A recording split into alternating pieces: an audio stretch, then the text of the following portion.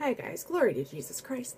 So I'm like chronically behind on answering my messages, my YouTube messages, so I am getting to you. I'm really, really sorry that I'm behind. I just, my entire brain went into singing mode last week, so I've got to get it back into like responsible adult mode. Anyway, so I was reading a message about confession, and it wasn't a question, it was just some, communication going back and forth, but it reminded me of something that I wanted to share. It's actually an anecdote from not my current priest, but the priest who chrismated me, so the priest who brought me into the Orthodox Church. I was already baptized when I was a baby, so he didn't baptize me, but, and he's really old, so he has all these great stories from, way, way, way before I was even born. And this is my favorite one, actually. He was talking to me, this was shortly before I was going to go to confession for the first time, because my previous religious affiliation, there was no confession.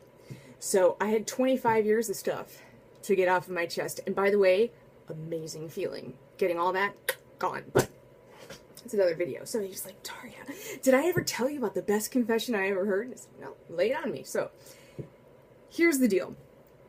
This priest is American. Okay.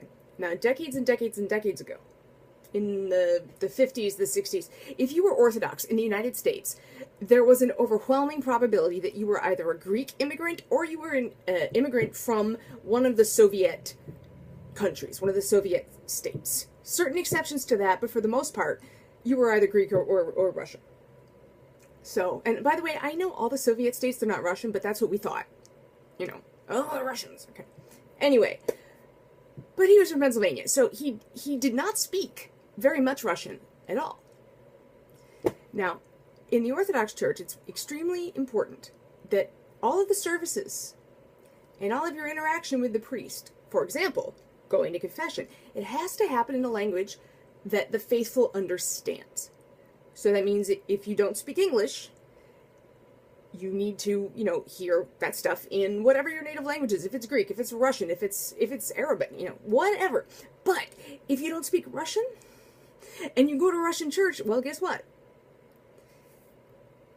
You need an English-speaking priest. So there was this church up north, I think it was near Buffalo, New York, that had this overwhelmingly, off-the-boat Russian population, including the priest. So the priest spoke barely any English at all, but there was recently an influx of people who did not speak fluent Russian. So my priest was contracted, he was young, he was cheap, so they contracted him to come in once a week and serve English liturgy on Sunday morning. So they had a Slavonic liturgy that was first, and then there was a chapel that had another altar in it, and so he served the English language in that. He would usually come up the night before and hear confessions. Okay.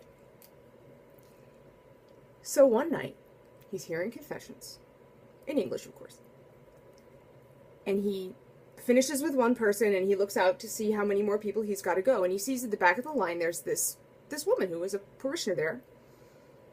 She doesn't speak a word of English. And he's like, oh my goodness, what am I going to do? I don't speak Russian, she doesn't speak English. And she was probably worried the same thing about him. Maybe she thought the Russian priest was going to be there. Who knows? But so he's hearing these confessions, and he's kind of nervous because he knows that she's in line. And every time he looks, she's closer and closer. And he's like, God, what am I going to do? Help! I don't speak Russian, God! Don't you know I don't speak Russian? What am I going to do? So finally, the inevitable happens. He says, he blesses the last penitent, they leave. And here is this lady. I don't even know what her name was.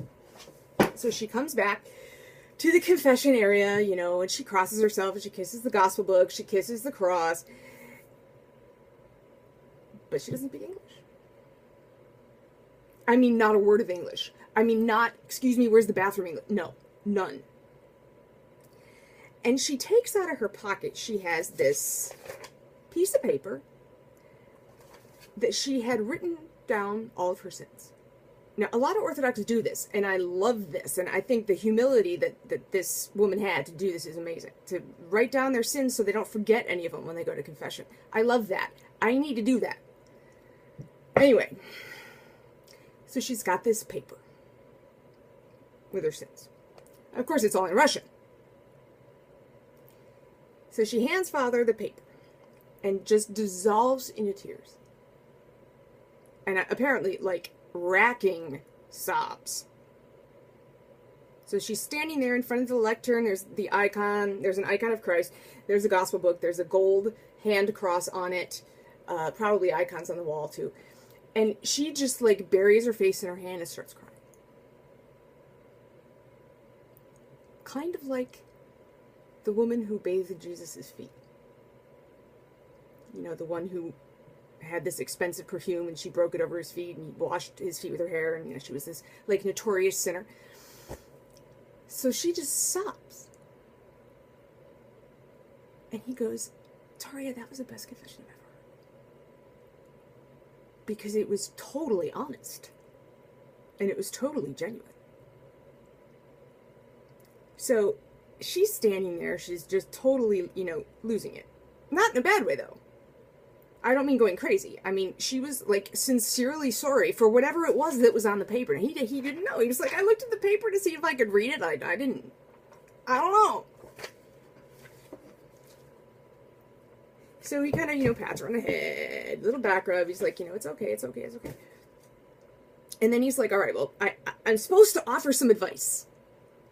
I'm supposed to try to give her some spiritual counsel to help, you know, in whatever situation, but I have no idea what the situation is.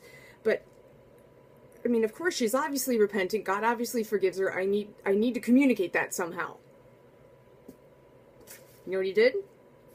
Oh, sorry. Sorry. I have like this window that popped up. Anyway, do you know what he did?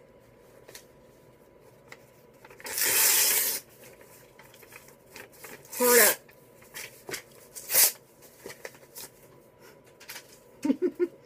Boom, gone.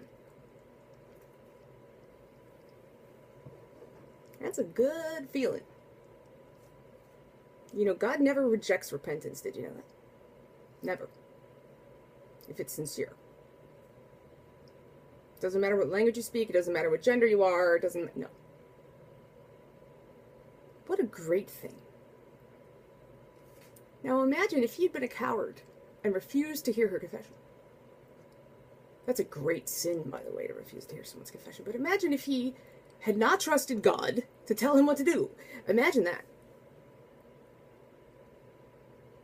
And instead, she's absolved. She knows it. He knows it. The Lord knows it. I just love that. Just tore it up. Threw it away. Having no further care for the sins are confessed. That's part of the prayer when we get absolved in confession. I love it. I love it. So, anyway, I just wanted to share that. So now I've shared it, so I'll stop prattling. Anyway, God bless you. Thank you so much for watching. Please hit subscribe and like if you haven't already. And, you know, I'll pray for you all the time. I do anyway. Please keep praying for me. And I will see you guys in the next clip, okay? God bless you.